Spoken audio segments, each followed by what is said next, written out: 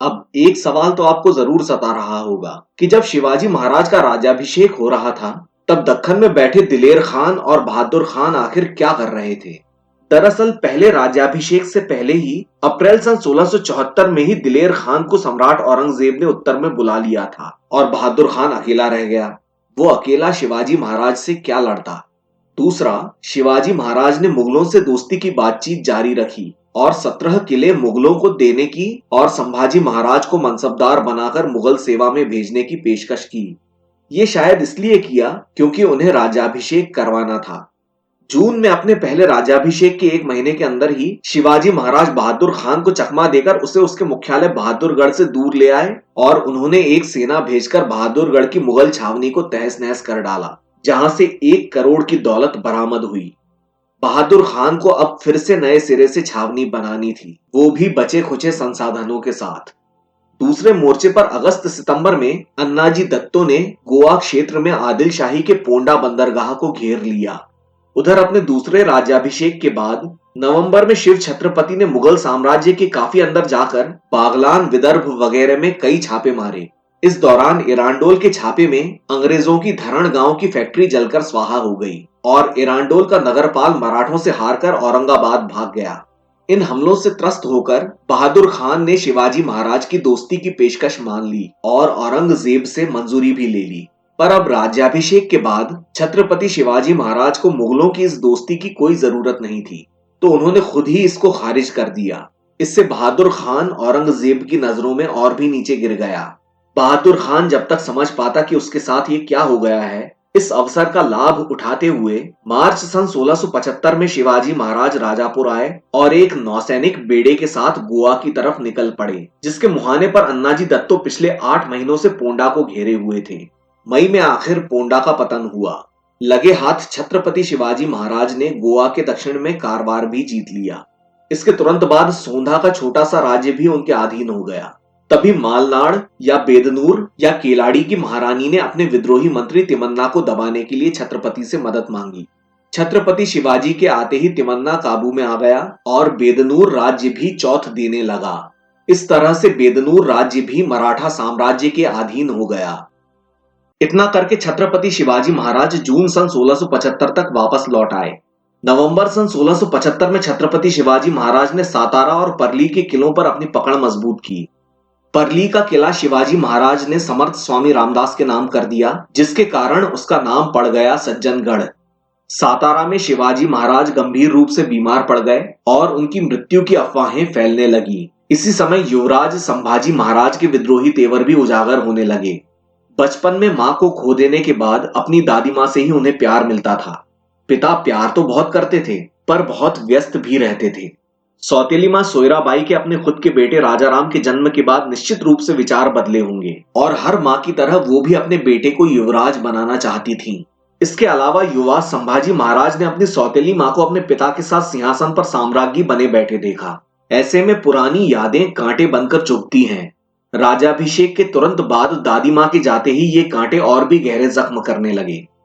छत्रपति शिवाजी महाराज के कार्यों के पीछे चाहे जितना भी पवित्र उद्देश्य हो, पर ऐसी स्थिति में अपने आप को प्रताड़ित समझने वाला व्यक्ति उसका उल्टा ही मतलब निकालता है। संभाजी महाराज के विद्रोह को दबाने के लिए शिवाजी महाराज ने कई प्रयत्न किए।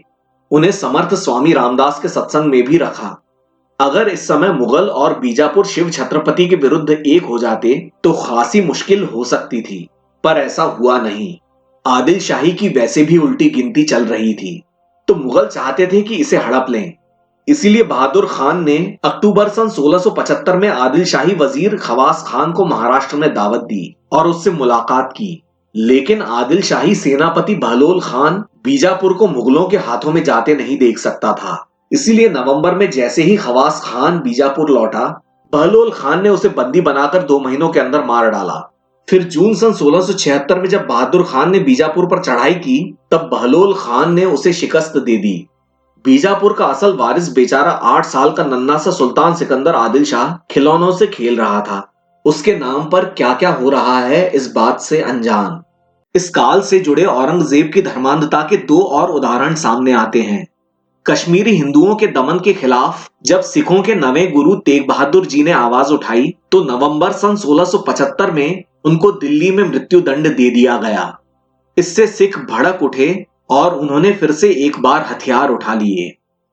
दखन में बहादुर खान का बुरा हाल देखकर सम्राट औरंगजेब ने दिलेर खान की सलाह पर कि दक्कन की समस्या केवल कोई दक्कनी ही सुलझा सकता है, मोहम्मद कुली खान नाम के एक दक्कनी को बहादुर खान की मदद के लिए दिलेर खान के साथ दखन भेजा।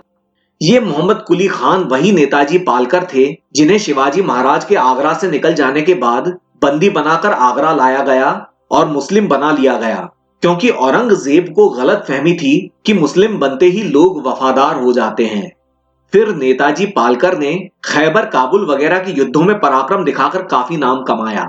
जून सन 1676 में महाराष्ट्र पहुंचते ही नेताजी पालकर ने फिर से पाला बदल लिया और शिवाजी महाराज से आ मिले।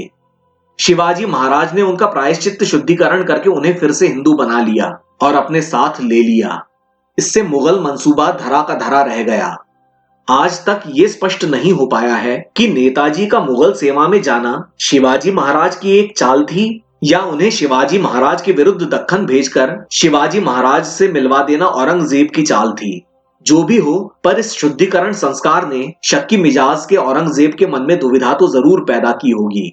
बहरहाल ये शुद्धिकरण कार्यक्रम एक प्रतीक था शिवाजी महाराज के सामाजिक सुधार का, जिसमें उन्होंने बलात् मुसलमान बनाए गए लोगों को उनकी इच्छानुसार वापस हिंदू बनाया।